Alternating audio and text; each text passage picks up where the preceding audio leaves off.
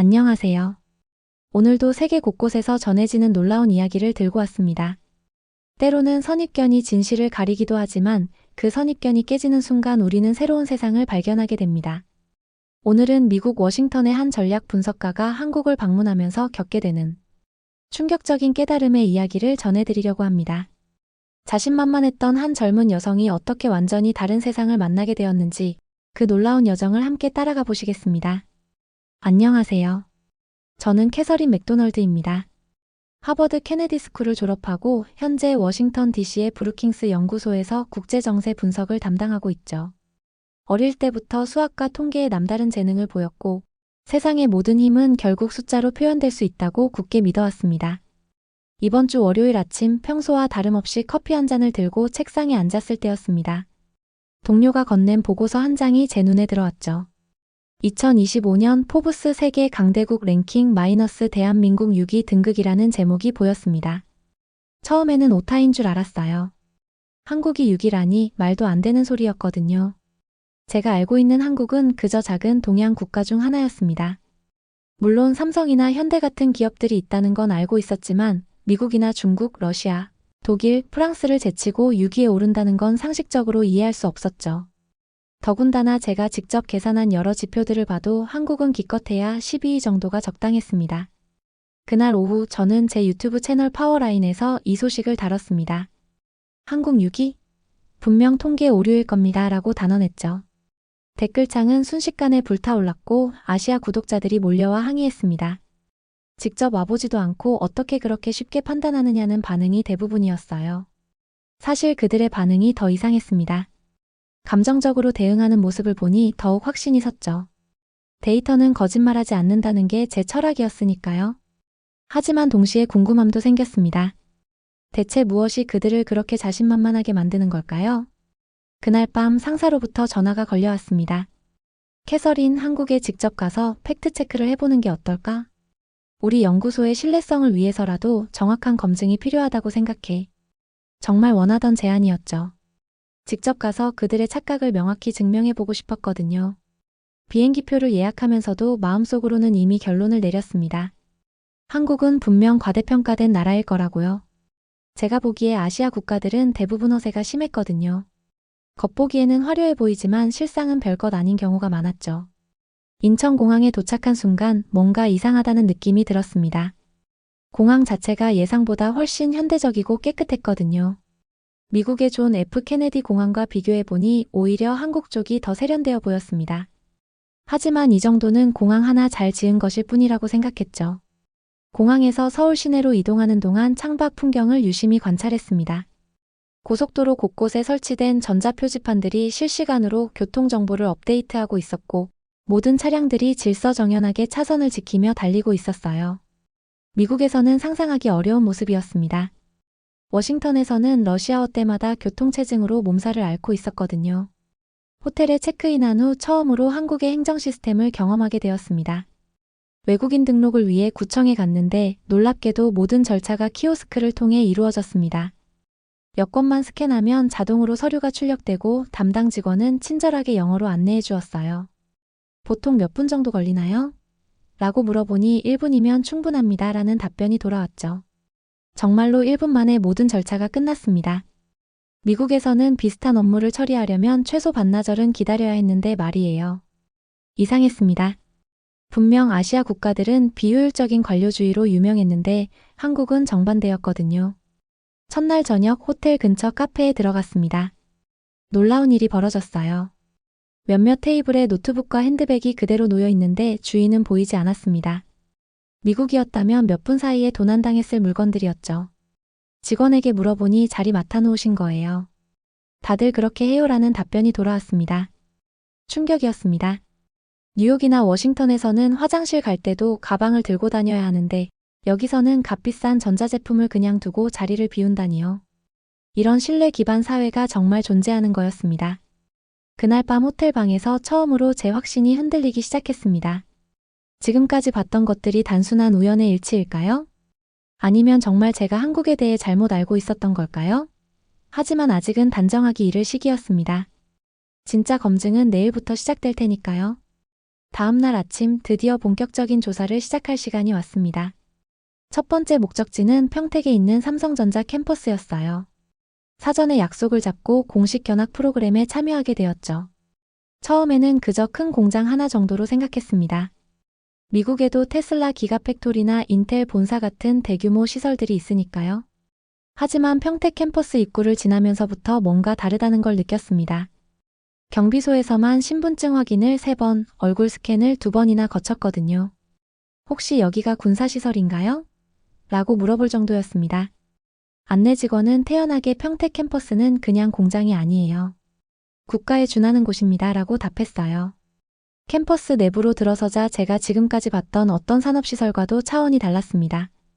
수천 개의 자동화 로봇들이 수십 킬로미터의 레일을 따라 조용히 움직이고 있었고 사람은 거의 보이지 않았어요. 온도는 정확히 23도, 습도는 44%로 유지되고 있었습니다. 먼지 농도는 미국 국방부 청사보다도 낮았죠. 반도체 클린룸에 들어가려면 방진복을 2겹이나 입고 2번의 공기 살균 구역을 통과해야 했습니다. 그 순간 깨달았어요. 이건 단순한 공장이 아니라 하나의 제국이었습니다. 작은 웨이퍼 위에 집약된 건 기술이 아니라 국가 그 자체였거든요. 가장 놀라운 건 이 모든 시설이 삼성이라는 기업만의 자산이 아니라는 점이었습니다. 한국 정부, 국방부, 수출입 관련 부처들이 일종의 공동작전처럼 움직이고 있었어요. 여기는 민간 기업인가요? 아니면 정부 프로젝트인가요? 라고 물었을 때 가이드의 답변이 인상적이었습니다. 여기는 한국이에요. 한국은 그렇게 나뉘지 않아요. 미국에서는 정부와 기업, 군이 각각 따로 움직입니다. 때로는 서로 경쟁하고 견제하기도 하죠. 하지만 한국은 달랐어요. 모든 부문이 하나의 목표를 향해 유기적으로 협력하고 있었습니다. 이게 바로 한국이 짧은 시간 안에 세계적인 기술 강국으로 성장할 수 있었던 비결이었던 거죠. 견학을 마치고 나오는 길 어깨에 힘이 빠졌습니다. 제가 가진 모든 상식이 무너졌거든요. 한국은 제가 생각하던 평범한 산업국가가 아니었습니다. 하나의 정밀무기였고 그 중심에 바로 이 평택이 있었어요. 이튿날에는 대전으로 향했습니다. 한국 방산업계의 심장부라고 불리는 곳이었죠. 한화에어로스페이스와 LI지넥스원이 자리한 도시였습니다. 평택에서의 충격 이후라서 이번에는 조금 마음의 준비를 하고 갔지만 여전히 예상을 뛰어넘는 경험이 기다리고 있었어요. 첫 견학 장소는 한국형 자주포 K9 썬더의 실물 조립 라인이었습니다. 제가 실제 조립 과정을 본 건 처음이었는데 놀랍게도 그 분위기는 군수공장이 아니라 예술품 공방 같았어요.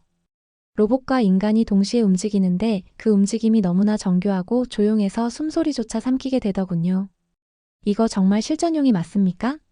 라고 물었을 때 한 기술자가 고개를 끄덕이며 말했습니다. 지금 납품되는 모델은 대부분 실전에 배치됐습니다. 폴란드, 에스토니아, 노르웨이, 핀란드, 호주. 전부 실전 요청이에요. 미국은 늘 무기를 파는 나라였습니다. 그래서 저는 익숙하다고 생각했죠. 그런데 한국은 무기를 파는 방식이 달랐어요. K2 전차, 천무 다연장 로켓, FA-50 경공격기. 하나하나가 단순한 하드웨어가 아니라 현장에서 승리한 무기였습니다. 각 무기 옆에는 실전 데이터와 사용국 평가가 붙어 있었어요. 아프가니스탄 북부 2022년 완전 피격에도 탑승자 전원. 생존 2023년 우크라이나 폴란드 전술훈련에서 미군과 연합작전 테스트 통과 같은 내용들이었죠.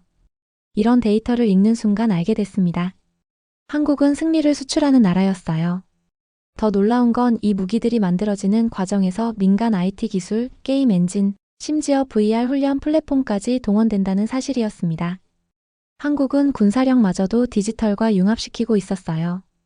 이건 미국도 아직 따라가지 못한 영역이었습니다. 그날 저녁 한화의 고위 전략기획팀 실무자와 대화를 나눴습니다. 당신들은 왜 이렇게까지 정교하게 무기를 만들죠? 정말 수출이 목적입니까? 라고 물었어요. 그의 대답은 충격적이었습니다. 우리에겐 반드시 이겨야 했던 전쟁이 있었거든요. 그리고 아직 끝나지 않았습니다. 한국은 종전국이 아니라 휴전국이었죠. 모든 기술과 체계, 방위 시스템이 언제든 다시 시작될 전쟁을 전제로 설계된 나라였어요. 그게 진짜 차이였습니다. 미국은 전쟁을 수출하지만 한국은 생존을 위해 싸우고 있었던 거죠. 사흘째에는 서울에서 한국의 소프트 파워를 체험해 볼 시간이었습니다. K 콘텐츠라는 건 데이터상으로는 너무 잘 알고 있었어요. 방탄소년단, 블랙핑크, 기생충, 오징어 게임. 전부 들어봤던 이름들이었죠. 하지만 이상했습니다. 아무리 좋은 콘텐츠라 해도 어떻게 이렇게까지 전 세계를 장악할 수 있었을까요? 서울 도착 일주일째 되는 날, 넷플릭스 아시아 총괄지부 출신의 한 데이터 디렉터를 만나기로 했습니다. 강남역 근처 카페에서 만난 그는 태블릿을 열더니 말했어요. 이건 히트 콘텐츠의 문제가 아닙니다. 국가 영향력이에요. 그가 보여준 건 전 세계 플랫폼별 국가별 콘텐츠 소비량을 분석한 자료였죠. 작년 기준 한국 콘텐츠는 미국 넷플릭스 1위, 프랑스 1위, 사우디 2위, 브라질 2위를 기록했습니다. 한국은 물리적 전투만 하지 않아요. 문화로도 싸우고 시장으로도 싸우고 기억으로도 싸웁니다. 방탄소년단이 빌보드에서 1위한 게 그냥 음악이 좋아서만은 아니었던 겁니다. 그 음악 뒤에 국가가 만든 구조가 있었던 거죠. 기획력, 제작력, 언어 현지화 시스템, 팬덤 관리, 그리고 정부의 글로벌 연계 지원까지. 미국에서 콘텐츠는 산업입니다. 하지만 한국에선 콘텐츠가 국격으로 움직이고 있었어요. 다음 날은 직접 현장을 보기로 했습니다. 판교 테크노밸리의 한 드라마 제작사 현장에는 마치 벤처기업 같은 사무실이 있었고 20대 초반의 작가, PD, 연출가들이 수십 개의 해외 자막을 동시에 관리하고 있었습니다. 한 직원이 말했어요. 우린 콘텐츠 하나 만들 때 처음부터 넷플릭스 글로벌과 협업을 염두에 두고 작업해요. 우리의 무대는 처음부터 세계입니다. 미국에서도 할리우드는 여전히 자국 중심이에요. 그런데 한국은 콘텐츠의 기획 단계부터 세계를 전제로 시작하고 있었죠. 그날 밤 숙소에서 넷플릭스를 켜봤어요. 그리고 실제로 확인했습니다. 미국 계정으로 로그인한 제 추천 목록에 무빙이 떠 있더군요. 한국 슈퍼히어로 드라마가 말이에요. 이 나라는 콘텐츠마저 전투적으로 제작하고 있었습니다. 콘텐츠 스타트업 대표와 저녁을 먹으면서 이렇게 물었습니다. 왜 이렇게까지 경쟁적으로 콘텐츠를 만드는 거죠? 재미있으면 되는 거 아닌가요? 그는 웃으며 말했어요. 그건 미국의 시선이에요. 우린 재미를 넘어 국가를 걸어요. 예전엔 총으로 싸웠지만 지금은 콘텐츠로 싸우고 있거든요. 일주일이 지나면서 제가 가장 혼란스러워했던 건 바로 일상이었습니다. 특별한 연구시설도 군수 현장도 아닌 그냥 평범한 거리, 지하철, 카페, 관공서. 그 모든 것들이 너무도 이상할 정도로 정교하게 움직이고 있었거든요. 어느 날 아침 7시 지하철역 앞에서 정장을 입은 젊은 직장인들, 책가방을 맨 학생들, 청소를 마치고 돌아가는 노인들을 관찰했습니다. 모두 분주하게 움직이면서도 질서를 지키고 소음을 내지 않고 서로를 배려하고 있었어요. 마치 전장에서 살아남은 병사들처럼 보였습니다. 일상의 전투를 멈추지 않는 침묵의 전사들이었죠. 미국에서는 자동 판매기가 고장나 있는 건 일상이고 관공서에 서류 하나 떼러가면 반나절은 기본인데 여기는 아니었어요. 모든 민원이 온라인으로 처리가 가능했고 장애인, 고령층, 외국인까지 포함해서 말이에요. 들으면서 머리가 어질어질했습니다. 이 정도 디지털 전환이면 미국에서도 연방급 기술력인데 여기선 전국 동사무소 수준에서 돌아가고 있었거든요. 가장 큰 충격은 어느 카페에서였습니다. 점심시간을 지나며 들린 카페에 노트북이 놓여있는 테이블이 몇 군데 있었어요. 당연히 누군가 앉아있겠거니 했는데 텅 비어 있더군요. 직원에게 적어두고 간 건가요? 라고 물었더니 자리 맡아놓으신 거예요. 다들 그렇게 해요라는 답변이 돌아왔죠. 허탈함이 나왔습니다. 노트북을 카페 한가운데 두고 자리를 비우는 나라라니요. 미국이었다면 몇 분 안에 도둑 맞을 물건들이었습니다. 디지털 시스템이 아무리 좋아도 그걸 신뢰하지 않으면 무용지물이죠. 그런데 여기는 서로를 믿는 구조로 설계되어 있었어요. 버스기사와 시민, 경찰과 노인, 카페 점원과 손님, 심지어 낯선 외국인인 저에게조차도 기본적으로 존중하는 시스템이 작동하고 있었습니다. 그건 미국에는 없는 거였어요. 아니, 있었지만 지금은 사라졌다고 보는 게 맞을 겁니다. 무너진 공동체, 분열된 계층, 끝없는 소송과 불신. 그런 곳에서 자란 저에게는 한국의 일상이 마치 선진국이란 단어의 원형처럼 보였어요. 며칠 전 뉴스에서 본 산불 현장 기사가 계속 머릿속에 맴돌았습니다. 강원도 어느 지역에 큰 산불이 났는데 주민들이 먼저 뛰어들었다는 내용이었어요. 그래서 일정에도 없던 그 지역을 향해 차를 돌렸죠. 현장에 도착하자 아직도 나무 몇 그루는 까맣게 탄 채 고요히 서 있더군요. 불길은 사라졌지만 흔적은 그대로였습니다. 그런데 더 놀라웠던 건 현장에 여전히 사람들이 있었다는 겁니다. 소방복을 입은 채 장화를 신고 낙엽을 꺼는 청년들, 마을 담장을 새로 쌓는 예비군들, 그리고 주민 자원봉사자들, 심지어 학생들도 있었어요. 이제 불 다 꺼졌는데 왜 계신 거예요? 라고 물었더니 한 어르신이 웃으며 말했습니다. 불이 꺼졌다고 끝난 게 아니죠. 복구도 해야 하잖아요. 그 말에 말문이 막혔습니다. 재난이 끝났다는 개념조차 다르다는 걸 처음 느꼈거든요. 저는 미국에서 허리케인 피해 지역 복구 현장을 간 적이 있었습니다. 그땐 대부분이 외부 용역이었고 군인이나 시청 직원들은 며칠 만에 빠져나갔어요. 하지만 여기는 달랐습니다. 그 지역 사람들, 옆 동네 사람들, 군인, 경찰, 민간인, 심지어 외국인 자원봉사자까지 한 현장에서 함께 땀 흘리고 있었어요. 이건 훈련된 구조 조직인가요? 라고 물었더니 한 60대 자원봉사자가 말했죠. 그냥 도와야 한다는 게 몸에 배어 있어요. 우린 전쟁도 IMF도 코로나도 다 그렇게 넘겼거든요. 돌아오는 길에 작은 간이역에 잠시 들렀습니다. 작은 대합실에는 군 장병 몇 명이 앉아 있었고 영무원은 군복 입은 학생에게 따뜻한 커피를 건네더군요. 그 모습도 낯설었습니다. 미국에서는 군인과 민간인 사이에 보이지 않는 벽이 있거든요. 소방청 관계자와 인터뷰를 진행했을 때 그가 보여준 차트에는 놀라운 내용이 있었습니다. 우린 재난 발생 후 첫 3시간 안에 민간, 군, 행정, 의료가 동시에 움직입니다. 동시에 움직이는 나라, 명령이 아니라 공감으로 작동하는 체계였어요. 그 순간 강대국의 정의가 바뀌고 있다는 걸 깨달았습니다. 단지 무기나 돈이 많아서가 아니라 위기 앞에서 누구보다 먼저 움직일 줄 아는 국민이 있는 나라, 그게 진짜 강한 나라라는 걸 이제야 알겠더군요. 마지막 날이 다가왔습니다. 이 나라를 처음 바라봤던 날의 저와 지금의 저는 전혀 다른 사람이 되어 있었어요. 처음엔 6이라는 숫자가 말도 안 된다고 비웃었지만 이젠 그 숫자가 얼마나 작게 느껴지는지 모르겠더군요. 귀국을 하루 앞두고 전쟁기념관을 찾았습니다. 서울의 중심부 유동인구가 많은 도심 한가운데 아주 조용하고 장엄한 공간이 자리하고 있었어요. 입구에 들어서자 6.25 전쟁 당시 전사한 장병들의 이름이 빼곡히 적힌 벽이 먼저 눈에 들어왔습니다. 가만히 손을 얹어보니 그 수많은 이름 중에는 미국 장병들의 이름도 적혀 있었죠. 그중 하나가 제 할아버지의 이름이었습니다. 윌리엄 에드워드. 생전에 할아버지가 한국에 참전했다는 이야기는 들었지만 이렇게 구체적으로 그 이름이 이곳에 있을 줄은 몰랐거든요. 그 순간 가슴 한가운데에서 무언가 터졌습니다. 이건 그냥 출장 보고가 아니었구나. 이건 제 가족의 역사였고 제가 알아야 할 이야기였구나. 할아버지가 전장에서 목숨 걸고 지키려 했던 이 나라는 지금도 여전히 전쟁 중이었습니다. 총성은 멈췄지만 기술로, 기억으로, 관계로, 훈련으로 자신을 지키고 더 나아가 세계를 움직이는 중이었죠. 그날 기념관 내부의 작은 방에서 한 영상을 봤습니다. 제복을 입은 채 울먹이는 한 노병의 인터뷰였어요. 우리는 한국을 지키러 갔지만 결국 한국이 우리에게 희망이 됐습니다. 이 나라가 가진 힘은 총이나 미사일, GDP 숫자가 아니었습니다. 바로 그 눈물, 그 기억, 그 억울함, 그리고 그걸 끝까지 끌어안고 다시 일어선 정신이었어요. 그날 밤 숙소에서 영상을 찍었습니다. 카메라 앞에 앉은 저는 처음 이 여정을 시작할 때 했던 말을 떠올렸습니다. 한국이 6이라고요? 그건 분명 통계상 오류입니다. 그리고 이어서 말했어요. 그 오류는 너무 낮게 매겨졌다는 의미였어요. 이 나라는 숫자로 설명할 수 없는 피와 희생 위에 세워진 서사를 가진 나라였습니다. 비행기 안에서 마지막으로 한 줄을 적었습니다. 나는 한국인을 만난 것이 아니라 국가 전체를 본 것 같은 경험을 했다. 이 나라는 숫자가 아니다. 서사이고 정신이고 피다. 그리고 그것이 진짜 강대국의 조건이었다.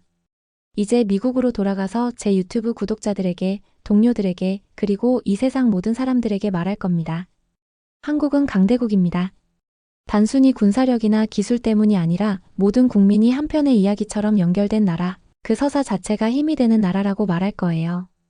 다음 주에 한국 여행을 계획하고 계신 분들이 계시다면 제가 추천해드리고 싶은 곳들이 있습니다. 평택의 삼성 캠퍼스는 일반인도 견학할 수 있고 전쟁기념관은 꼭 한번 방문해 보세요. 그리고 무엇보다 평범한 동네 카페에서 커피 한 잔 마시며 사람들을 관찰해 보시길 바랍니다. 거기서 진짜 한국을 만나실 수 있을 거예요. 앞으로도 이런 놀라운 이야기들을 계속 전해드릴 예정입니다. 구독과 좋아요, 그리고 알림 설정도 부탁드려요. 여러분이 추천해주시는 여행지나 궁금한 나라가 있다면 댓글로 남겨주세요. 다음에는 어느 나라의 숨겨진 이야기를 들고 올지 기대해 주시기 바랍니다. 감사합니다.